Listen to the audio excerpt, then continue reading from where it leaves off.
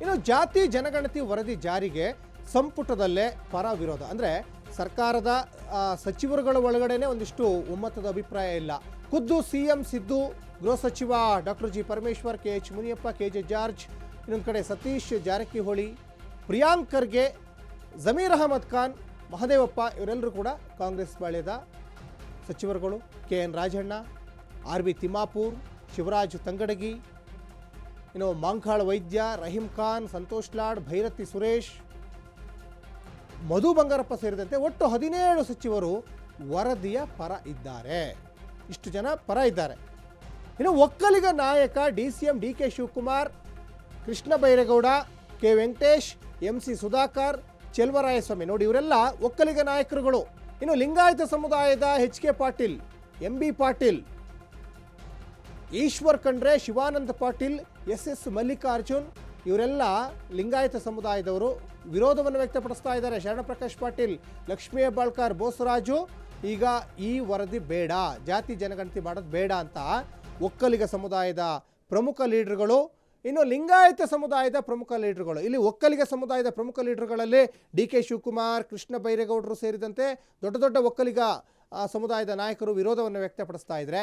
ಈ ಕಡೆ ಈಶ್ವರ್ ಖಂಡ್ರೆ ಮತ್ತು MB ಪಾಟೀಲ್ ಸೇರಿದಂತೆ, ಲಕ್ಷ್ಮೀ ಹೆಬ್ಬಾಳ್ಕರ್ ಸೇರಿದಂತೆ ಸಾಕಷ್ಟು ಜನ ಲಿಂಗಾಯತ ಸಮುದಾಯದವರು ಕೂಡ ವಿರೋಧವನ್ನು ವ್ಯಕ್ತಪಡಿಸ್ತಾ ಇದ್ದಾರೆ. ಅಂದರೆ ಪಕ್ಷದ ಒಳಗಡೆನೆ, ಸರ್ಕಾರದ ಒಳಗಡೆನೆ ಈ ಜಾತಿ ಜನಗಣತಿಗೆ ಅಪಸ್ವರಗಳಿದ್ದಾವೆ. ಈ ಅಪಸ್ವರದ ನಡುವೆನೇ ಹೇಗೆ ಇದಕ್ಕೆ ಮನ್ನಣೆ ಸಿಗುತ್ತೆ ಅನ್ನೋದೇ ಒಂದು ದೊಡ್ಡ ಚರ್ಚೆ ಆಗ್ತಾ ಇದೆ. ಈ ಬಗ್ಗೆ ಹೆಚ್ಚಿನ ಡೀಟೇಲ್ಸನ್ನು ನಮ್ಮ ಪ್ರತಿನಿಧಿ ಹನುಮಂತು ಕೊಡ್ತಾ ಹೋಗ್ತಾರೆ. ಹನುಮಂತು, ಬಹಳ ಮುಖ್ಯವಾಗಿ ಜಾತಿ ಜನಗಣತಿ ವರದಿ ಸರ್ಕಾರದ ಕೈ ಸೇರಿದೆ, ಕಾಂತರಾಜು ವರದಿ ಸಿಕ್ಕಿದೆ.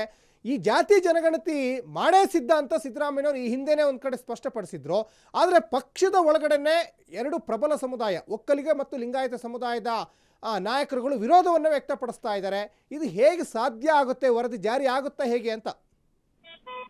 ಸಚಿನ್, ಜಾತಿ ಜನಗಣತಿಯ ವರದಿಯನ್ನ ಸ್ವೀಕಾರ ಮಾಡುವಂತ ಸಂದರ್ಭದಲ್ಲೂ ಕೂಡ ಪ್ರಬಲವಾದಂತಹ ವಿರೋಧಗಳ ವ್ಯಕ್ತ ಆಗಿತ್ತು. ಕಳೆದ ಸಿದ್ದರಾಮಯ್ಯ ಅವರ ಸರ್ಕಾರದಲ್ಲೂ ಕೂಡ, ಅಂದ್ರೆ ಹಿಂದೆ CM ಸಿದ್ದರಾಮಯ್ಯ ಅವರು 2013ರ ಸಂದರ್ಭದಲ್ಲೂ ಕೂಡ ಆ ಒಂದು ಅವಧಿಯಲ್ಲಿ ಜಾತಿ ಜನಗಣತಿ ಮಾಡುವಂತ ಸಂದರ್ಭದಲ್ಲಿ ಪ್ರಬಲವಾದಂತಹ ವಿರೋಧಗಳು ಮತ್ತೆ ಸಮುದಾಯಗಳ ಪ್ರತಿಭಟನೆಗಳಿತ್ತು. ಯಾಕೆಂತಂದ ಹೇಳಿದ್ರೆ ಇಲ್ಲಿ ಒಕ್ಕಲಿಗ ಮತ್ತು ಲಿಂಗಾಯತ ಸಮುದಾಯ ಅಲ್ಲಿ ವರದಿ ಅವೈಜ್ಞಾನಿಕವಾಗಿದೆ ಅನ್ನುವಂತ ಅಂಶವನ್ನ ಮುಂದಿಟ್ಟು ವರದಿಗೆ ವಿರೋಧ ವ್ಯಕ್ತಪಡಿಸಿದ್ರೆ, ಅಹಿಂದ ವರ್ಗದ ಶಾಸಕರು, ಸಚಿವರೆಲ್ಲರೂ ಕೂಡ ಜಾತಿ ಜನಗಣತಿಯ ವರದಿಯನ್ನ ಜಾರಿ ಮಾಡ್ಬೇಕು ಅನ್ನೋ ಪಟ್ಟನ್ನ ಹಿಡಿದಿರುವಂತದ್ದು. ಮತ್ತೆ ಇಲ್ಲಿ ಸ್ವತಃ CM ಸಿದ್ದರಾಮಯ್ಯ ಅವರೇ ಒಂದಷ್ಟು ಮುತುವರ್ಜಿ ವಹಿಸಿ ಜಾತಿ ಜನಗಣತಿ ವರದಿಯನ್ನ ಇಂಪ್ಲಿಮೆಂಟ್ ಮಾಡ್ಬೇಕು ಅನ್ನೋಂತಹ ಒಂದಷ್ಟು ಪ್ರಯತ್ನಗಳನ್ನ ಮಾಡ್ತಾ ಇರುವಂತದ್ದು. ಅನೇಕ ರೀತಿಯ ಪರ ವಿರೋಧದ ನಡುವೆನೂ ಕೂಡ ನಾಳೆ ನಡೆಯುವಂತ ಸಚಿವ ಸಂಪುಟಕ್ಕೆ ಜಾತಿ ಜನಗಣತಿಯ ವರದಿ ಬರುವಂತದ್ದು. ಅಲ್ಲಿ ಮುಚ್ಚಿದ ಲಕೋಟೆಯಲ್ಲಿರುವಂತಹ ವರದಿ ಏನಿದೆ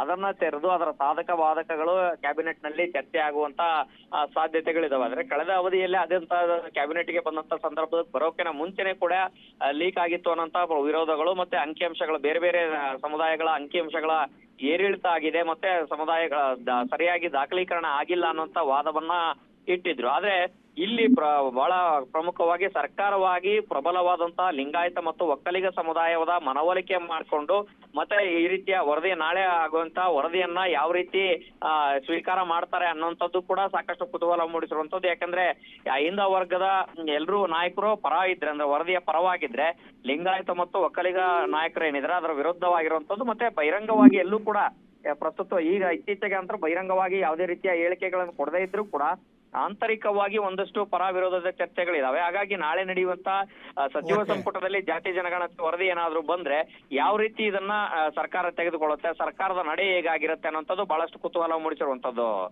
ಸಚಿನ್, ಧನ್ಯವಾದ ಹನುಮಂತು ತಮ್ಮೆಲ್ಲ ಡೀಟೇಲ್ಸ್ಗಾಗಿ.